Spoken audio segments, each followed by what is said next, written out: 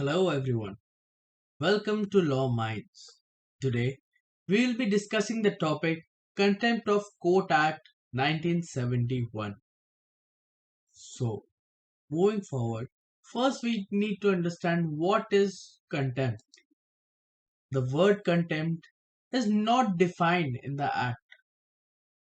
If we try to derive its meaning from various other sources in a layman language, we can say it is an act or omission which interferes or tends to interfere with the administration of justice.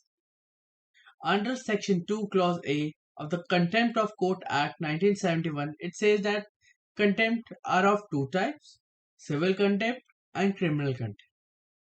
Further, under Section 2 Clause B, civil contempt is explained, and under Section 2 Clause C, criminal contempt is explained.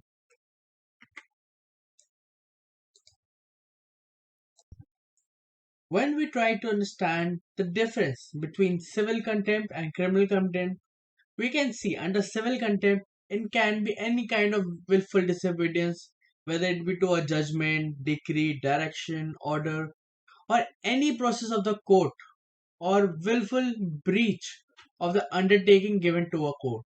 In all these matters, it will be considered as a part of civil contempt under Section 2 Clause B. On the other hand, under criminal contempt, we can say publication of any matter or the doing of any act which scandalizes or lowers the authority of the court, prejudice or interferes with the due course of judicial proceedings, or cause obstruction in the administration of justice, or tends to do so all these acts in any manner. In that case, it will be considered under criminal contempt. So, when we are talking about contempt of courts, the word court is not defined. So, what are courts?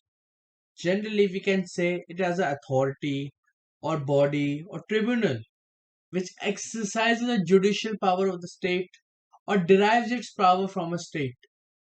It is called a court. Courts have the power to give definite judgment which has an authoritative value, a judicial value, and the parties are bound to follow it. Moving forward to the Contempt of Court Act 1971. It came into force on 24th December 1971. Considering there are majorly three objectives of this act. First, to uphold the majesty and dignity of courts. Second, to ensure the ordered life in society, as we know that law is required to maintain peace in the society. Third, to maintain the faith and confidence of the public in the administration of justice, as we know that sometimes people lose faith in justice. So, the court has a responsibility to maintain the faith and confidence of the public in the administration of justice that they will be provided justice with regard to.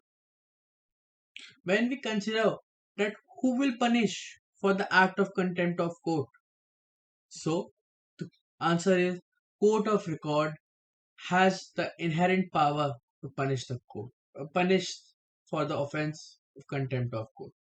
In India, Supreme Court of India and High Courts are the court of record. The concept is derived from the laws of England.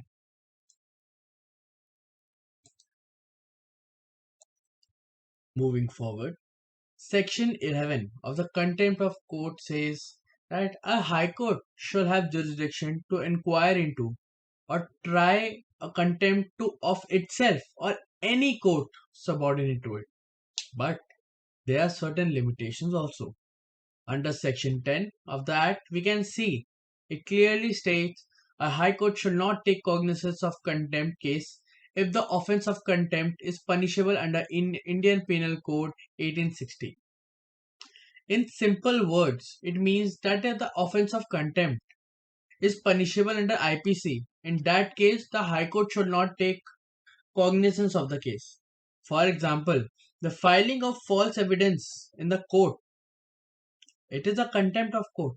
But as it is punishable under IPC, the High Court should not take cognizance of the same.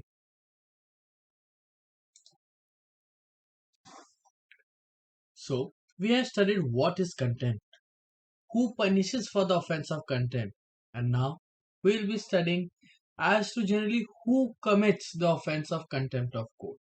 The first are lawyers. The using of insulting languages or passing scandalous allegations against the judge or trying to suppress the facts in order to obtain a favorable order. All these are considered as a contempt only. Second are the judges, magistrates, or other person acting judicially. You might be thinking, how can a judge commit an offense of contempt of court?